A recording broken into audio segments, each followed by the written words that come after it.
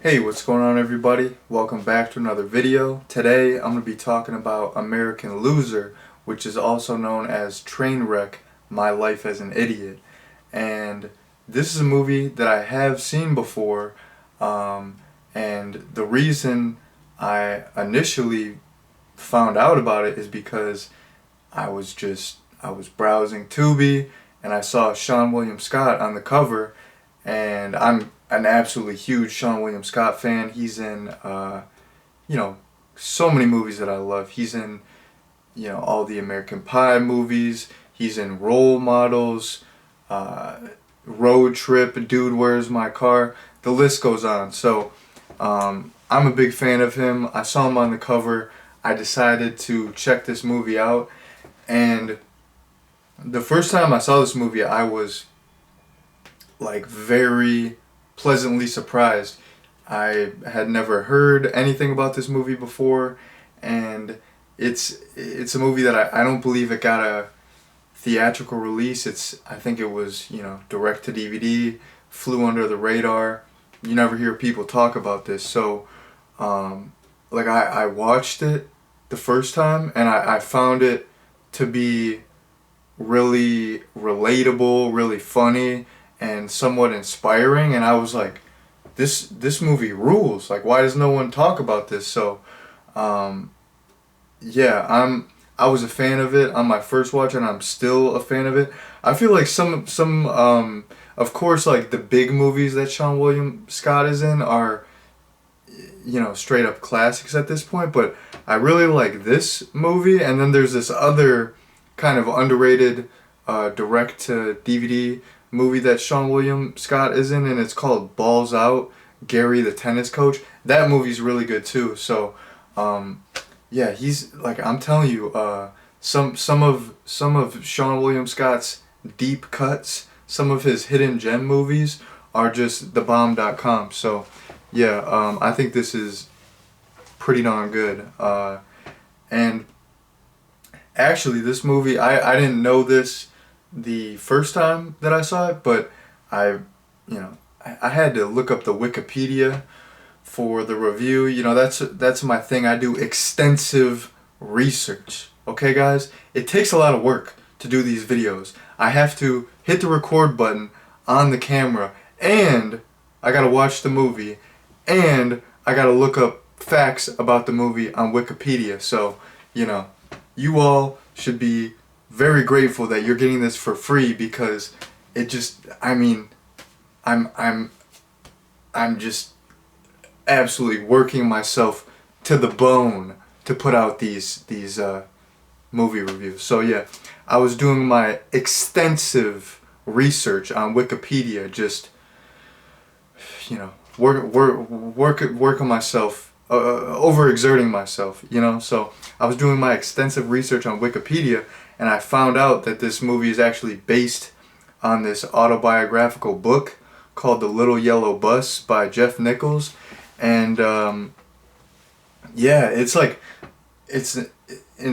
it's interesting, the fact that this is based on a true story, but it's also inspiring because I looked up Jeff Nichols' biography, and he really did become, like a somewhat successful writer. He did become somewhat of a successful comedian. Like, he was opening for big comedians, and he was getting his writing published. The book he self-published, which I can get behind that. That's like I love stuff like that when people like do stuff themselves. Like, they have a dream and they're like, I'm gonna do it DIY. I don't need a handout. Like, I'm just gonna like do this. So yeah, that I already thought the movie was inspiring, but the fact that it's based on a true story, and the guy ended up being successful with, he was like struggling with a lot of learning disabilities and stuff, and he still became successful. Like, I think that's awesome. But anyways, um, let me jump into a plot summary here. So the movie, of course, focuses on Jeff Nichols, who's played by Sean William Scott, and Jeff is struggling. Like I said, he has several learning disabilities, and it's very hard for him to you know, hold a job. It's hard for him to just, you know, do a lot of basic stuff that people take for granted. So he's having a hard time, and what he does, in addition to having a couple learning disabilities, he also struggles with the fact that he used to be an alcoholic. So he goes to all these meetings, but he doesn't just go to AA meetings. He goes to all these different support groups, and since, you know, he can't really hold a job, that's pretty much all he does, is he goes to these various support groups, and he kind of overshares at these groups, and he's kind of eccentric, and he's got all these wacky, crazy stories, and people laugh after, because it's just he's kind of nuts, you know. But like everyone really feels helped out by him, because like he's so honest and real and raw, and he just like he just tells his life story, warts and all, and he'll just share his shortcomings, his failures, all his weird like eccentricities, and people just like, he helps people out because he like makes people feel better about themselves. So basically the movie focuses on his trials and tribulations, you know, trying to find himself, trying to achieve success, and what his main goal what his main goal is in the movie is he wants to be a writer, and he also wants to be a stand-up comedian.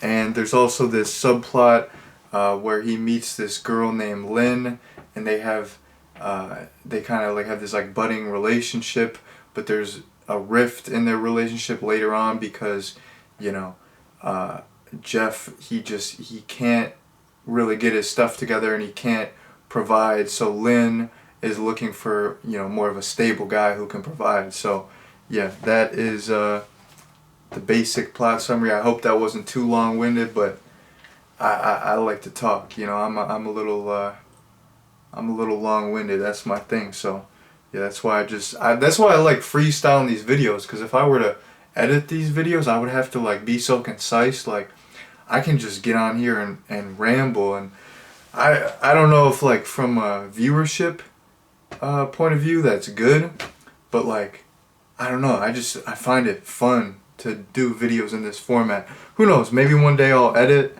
and blow up on YouTube, sell out, get paid promotions. That'd be sick, you know. Then I could get iced up. I got the ice, I'm rocking the G-Shock. Maybe I'll get like the iced up G-Shock, you already know. But anyways, yeah, that was the plot summary. So like I said, I only have like a couple of talking points. I just want to talk about how this movie is relatable and inspiring, and then I just want to mention a couple funny scenes, and then I'm gonna peace out. I'm gonna get the F on. I'm gonna go like probably film some music video stuff. So yeah, you already know. But anyways, the main thing that I want to, you know, talk about is the fact that I find this movie super relatable and super inspiring. You know, I don't have learning disabilities like Jeff does in the movie. I mean, I have one of the things he has is ADHD. I have that, but I haven't taken the pills for that in like years and years and years. But I kind of relate to him in the fact that sometimes I am a little bit impulsive, and I am a little bit hyper, and I'll jump into stuff, you know, abruptly without planning, or I'll say the wrong thing, or, you know, sometimes I do. Sometimes I mean, like a lot of time I like, you know, I'll F up and make a lot of mistakes, and I feel like a lot of people do, and this movie was just relatable in that sense, where, you know, some people, it's like it's hard to, you know, people are just like struggling with like daily stuff, because it's like you're making mistakes upon mistakes, and it's like you mean well, and like you might be an intelligent individual, but it's like you just like the way you go about things just causes you to constantly F up and you feel like you can't get ahead. So I kind of relate to that.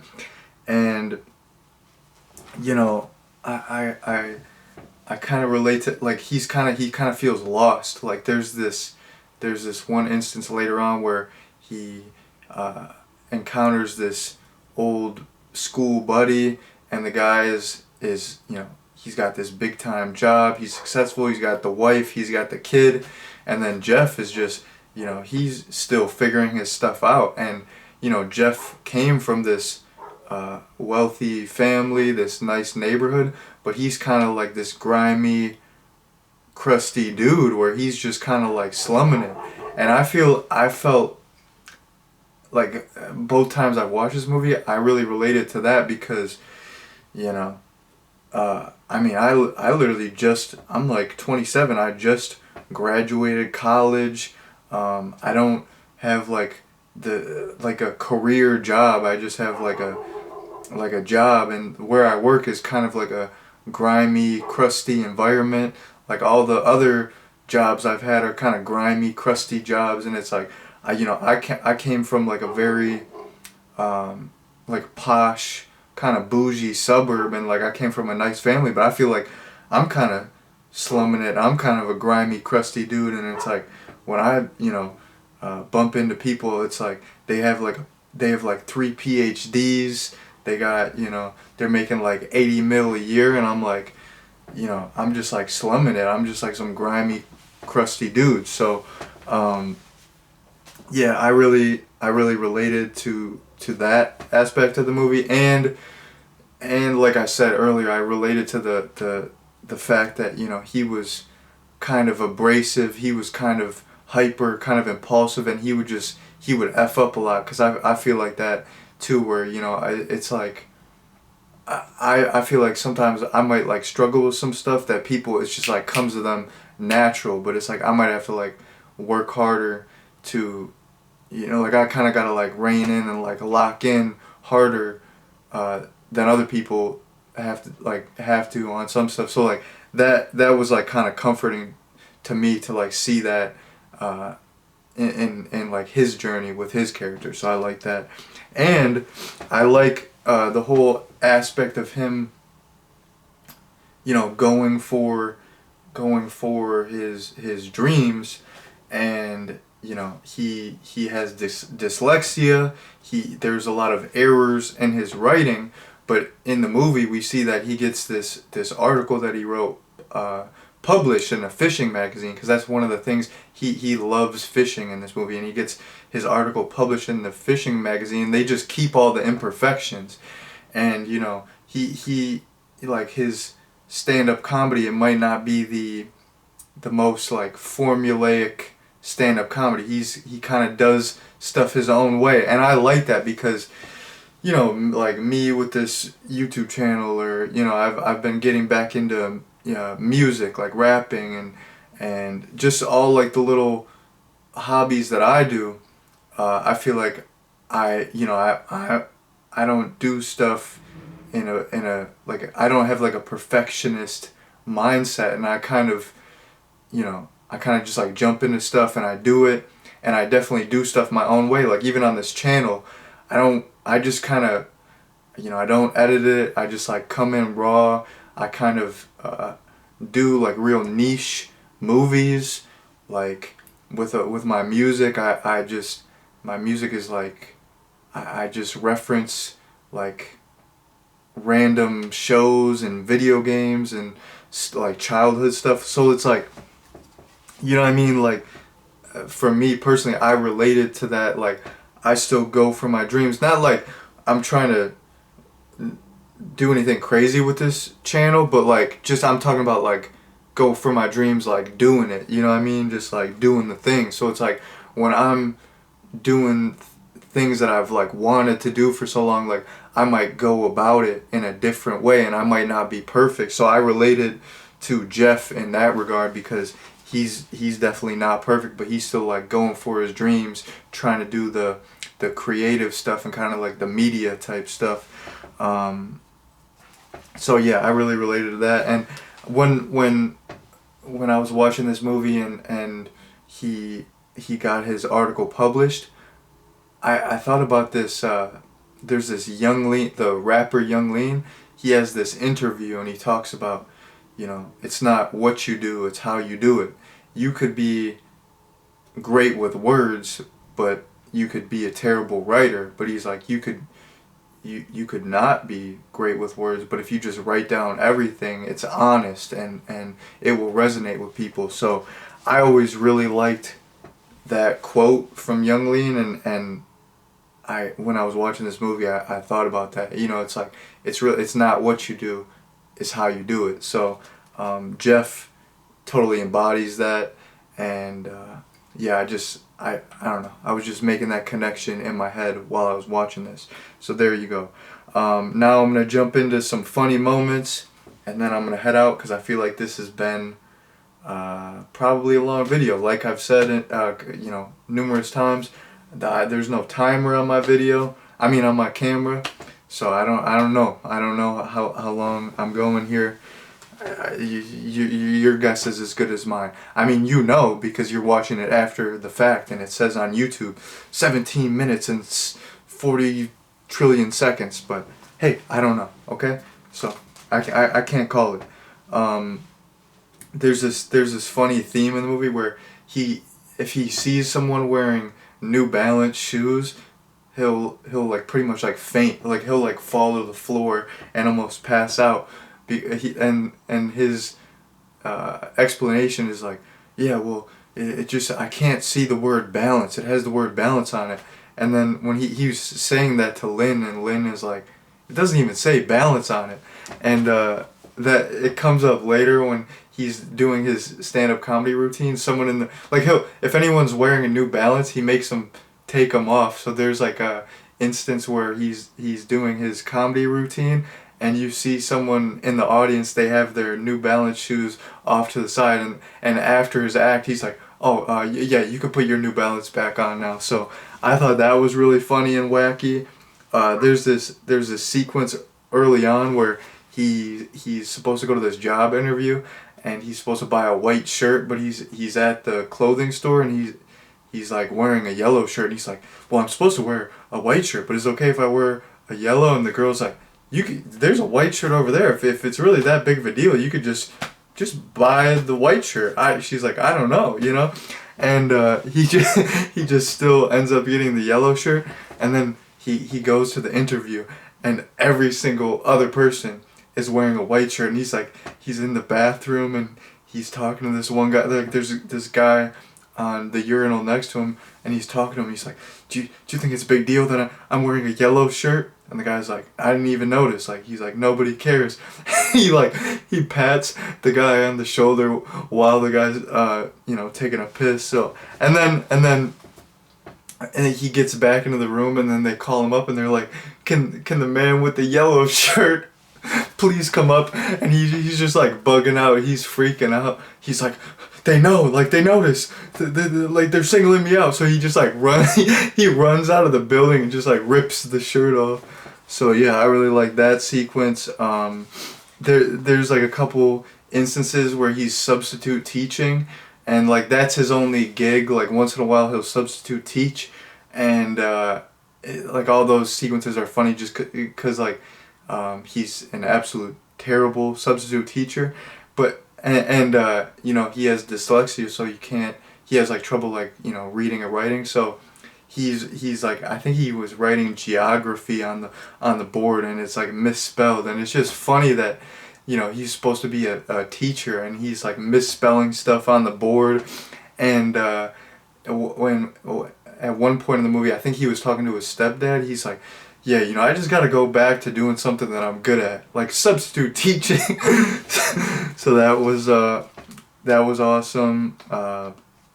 I was talking about, there's that one guy that he saw from high school, and the guy's like doing well. He's got like a whole wife and kid, and he's like dressed all dapper. Jeff just like asked that guy for money. He's like, can I have some money, man? Can I have a couple bucks? that was awesome. And then there's this whole instance where he's telling this there's like this flashback sequence where Jeff is telling the story about when he was a kid. He got this Puma doll, and it got like a hole in it, and his parents thought he was like having sexual relations with the doll, and like he called the doll Scotty because there's this girl he had a crush on named Scotty, but his parents thought that, you know, like Scotty was a boy, so they gave the doll away.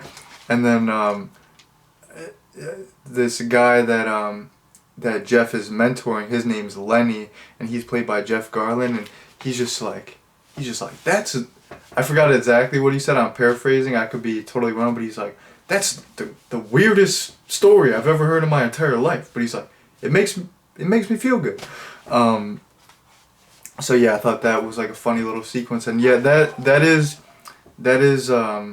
like one of the main themes in the movie, where, you know, people like Jeff just like, you know, leaves everything on the table, and just he'll get like say all these like intimate details about his life. He'll just share everything, and whenever he's in these meetings, people just crack up. It's like not supposed to be funny, but they just crack up laughing, and like his stories are so weird and crazy and embarrassing that it makes everyone feel better about themselves.